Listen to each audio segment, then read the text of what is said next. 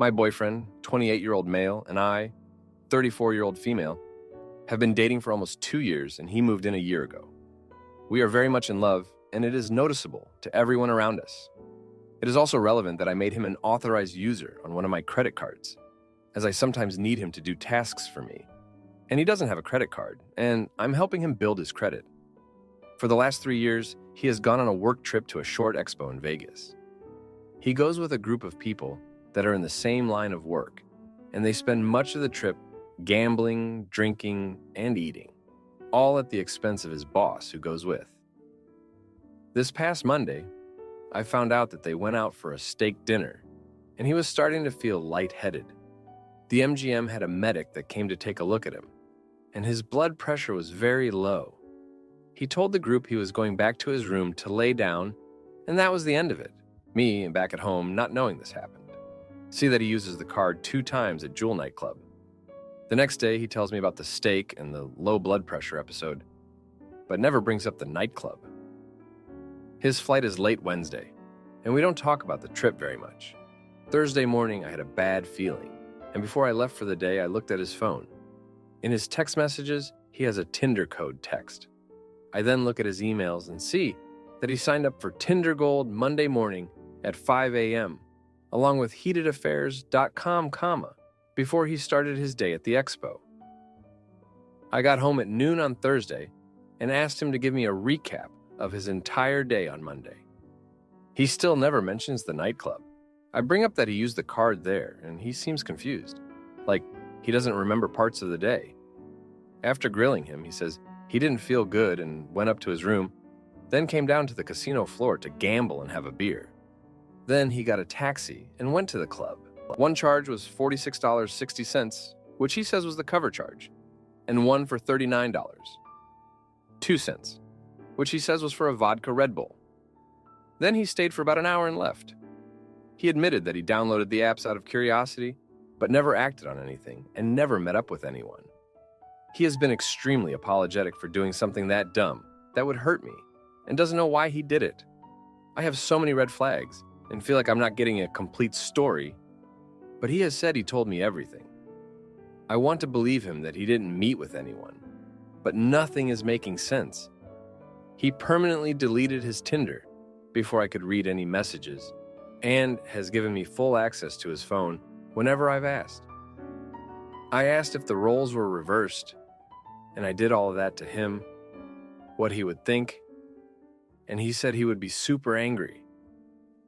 I don't feel anger, I feel heartbroken. I'm still very much in love with him, but I don't know if I can get past this. I've never been in a situation like this before. Am I just being naive to take him at his word that he didn't actually cheat on me? Edit. Thanks, everyone. I think I knew the answer, but needed some harsh feedback to make it all real. I hadn't told anyone else yet and didn't want people I knew to influence how I felt. Now, for a few comments before the update. Comment 1. Downloading Tinder is cheating, whether it was successful or not. He tried, and that's what counts. What's there to say he won't try at home at some point? And Tinder Gold is expensive. You don't subscribe to it and not even try to use it. Comment 2. Yes, you are being naive. Even on the off chance that nothing came to fruition, he was trying. And he paid to try too. I can't speak for you, but that alone would be enough for me to end a relationship. Now for the update. Thanks for sticking around for more of my story. So, after the whole Vegas fiasco, things got even more complicated. I thought we were moving past it, but I guess not. Last week, my boyfriend had to work late, or so he said. I had this nagging feeling, So I decided to drive by his office. His car wasn't there. I tried calling him, no answer. I felt like I was losing my mind.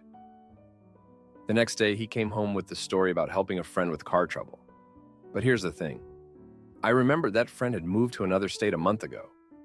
When I confronted him, he just brushed it off, saying, I got the friend's name wrong, but I didn't. I know I didn't. Meanwhile, I've been talking to my best friend about all this. She's known me forever, and she's seen me through some tough times. She told me about how her sister went through something similar, and it turned out her guy was cheating the whole time. It made me think. So I did something I never thought I'd do. I checked the credit card statement. There was a charge from a local hotel on the night he worked late. My heart sank. I confronted him again, and this time he couldn't come up with an excuse fast enough. He finally admitted he'd been there, but swore it was just to clear his head, that he didn't meet anyone. I didn't know what to believe. It's been a rough couple of weeks. I've been trying to piece together what's real and what's not. I've been thinking about my own past, too. Back in college, I dated this guy who was all charm, but he lied about everything. I promised myself I wouldn't fall for that again. But here I am feeling like a fool.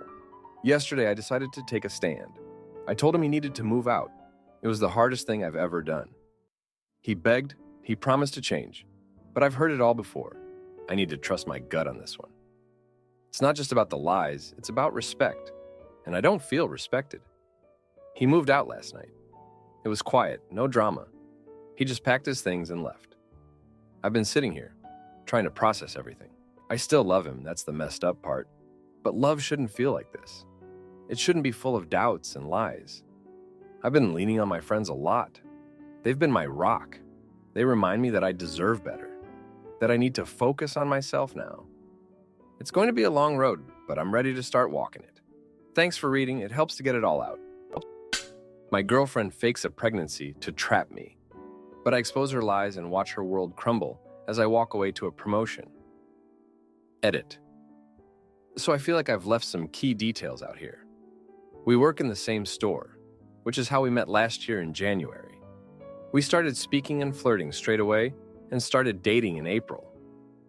When we first started having intimacy, June last year, I was using condoms until she decided to go on the pill. She told me I don't need them anymore. Crude. We went on vacation to Miami in August, during which I finished in her once, because in the moment, she was begging me to, which of course was the time she got pregnant. When we came back from vacation, I was panicked, so she said she'll take the morning after pill, 5 days late. She then made it to 10 weeks and miscarried. Prior to the pregnancy, we both agreed on kids after college. Then, of course, after the miscarriage, she wants one more than ever. She miscarried in October and I am still with her now. But it's as if every time, not often because of fear of getting her pregnant, we do have protected intimacy. She thinks she's getting symptoms. When we first started having intimacy after the miscarriage, she would get other people from the store we work at to text me saying, I shouldn't be using one, and it's embarrassing. I am currently at college, and she constantly thinks I'm cheating on her, to the point speaking to another female colleague causes an argument. I take full responsibility for what happened in Miami. I do love her, and this has been the best relationship I've been in. But the psycho and obsession over having a baby because it was gonna happen anyway is getting too much. Me, male 21, and my girlfriend, female 20, had been together for 4 months on different paths. I wanted to go to college, she wanted to get a house together. Everything was great in the honeymoon phase. But 4 months in, she felt pregnant. She went around telling everyone and acted excited, while I was in the darkest place of my life. Our families had 2 different reactions, with hers being excited and mine being disappointed. She had a miscarriage early on in the pregnancy, which led her to want to try again, even though we didn't even plan the first one, or at least I didn't. Everyone around me told me she didn't take her pill. She said she took it every morning, then a few months later told me she may have forgotten to take it once or twice. She made me feel pathetic for using condoms afterward because she wanted another pregnancy, while I didn't. I feel like we've slowly drifted apart, but a part of me still wants to be with her. Am I being a fool? I want to focus on getting a better career after college and want a house and nice car, etc., before I plan to have kids. But she sees things differently. Everyone tells me to end it before it's too late and she's pregnant again. But I just don't know what to do. She's saying that I'm drifting away, but I'm so busy all the time with work and college work, I barely have time to see her, and if I do, I don't have a chance to see my own family back at home. We both still live with our parents. and both are not in a position to move out. A part of me feels like she's mentally destroying me, but I've tried to end things before, and I found it really difficult. I just don't know what to do. Now, for a few comments before the update. Comment 1, Step 1, break up with her. Step 2, find a therapist. Step 3, realize how free you feel now that you're not in a toxic relationship. It will take time, but you will heal. Trust what everyone is telling you, and trust the fact that you feel like she is mentally destroying you.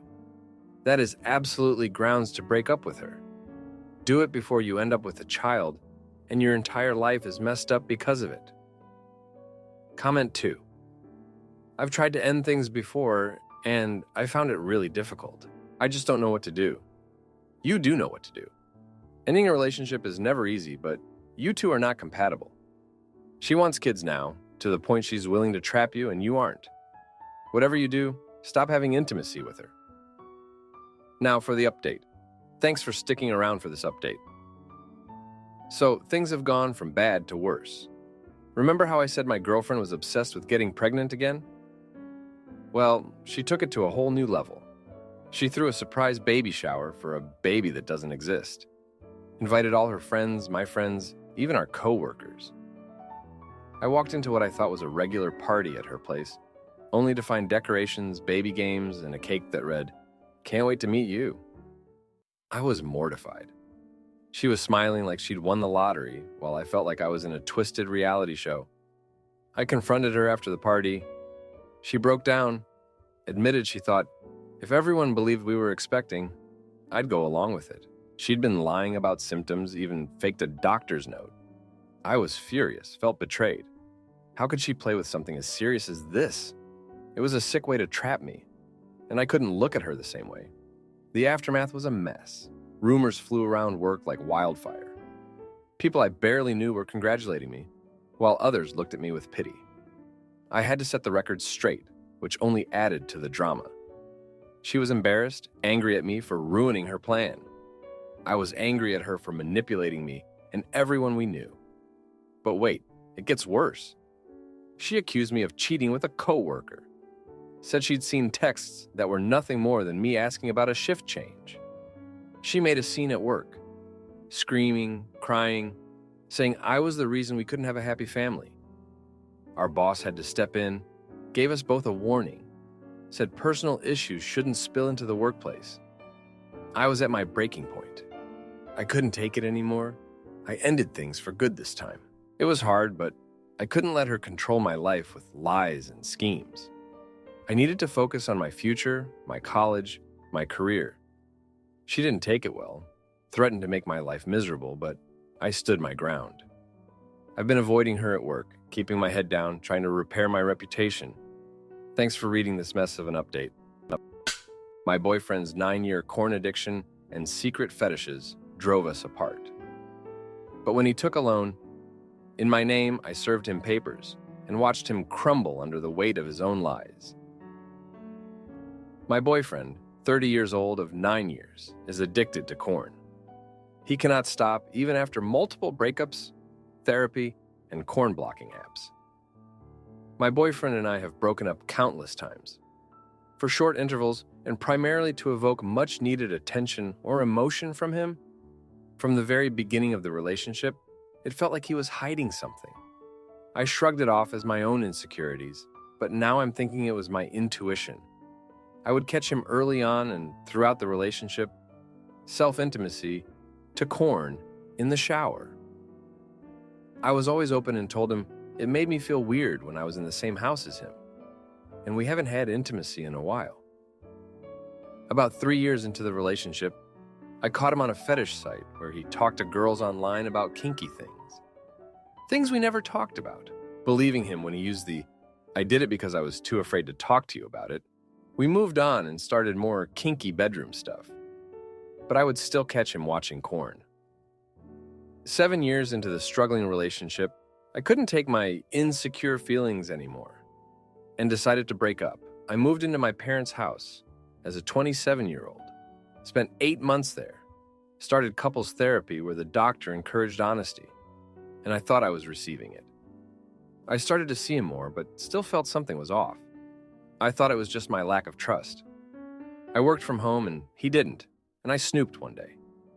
He had a burner email linked to all kinds of fetish and chat sites. On one, he mentioned how alluring it would be to cheat. Once again, fell victim to the "I only did it when we were fighting," and the "I know you really hate my fetishes, so this is a way of feeling accepted."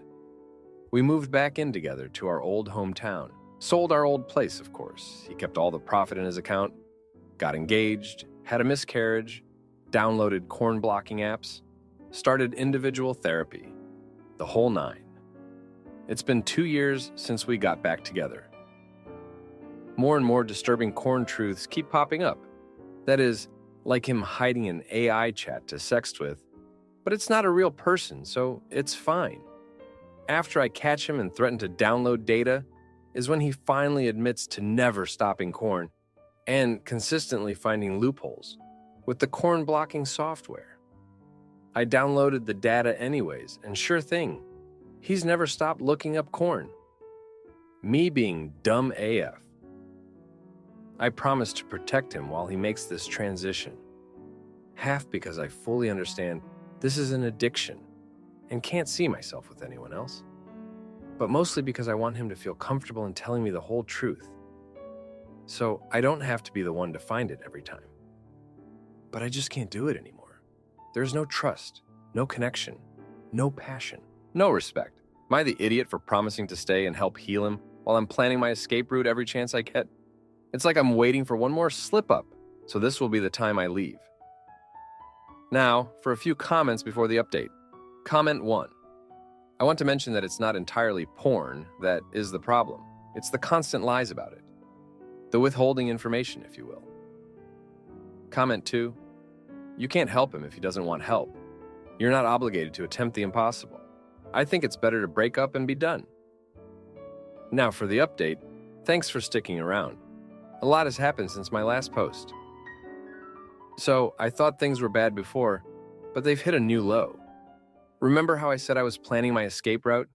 Well, I was serious. I started secretly saving money, just a little from each paycheck, so he wouldn't notice. But then, out of nowhere, he lost his job. He said it was downsizing, but I overheard a call where he mentioned being let go for inappropriate use of company resources. I bet you can guess what that was about. I was furious, but I played the supportive girlfriend. Meanwhile, my savings became our lifeline. He didn't know about the money, and I didn't tell him.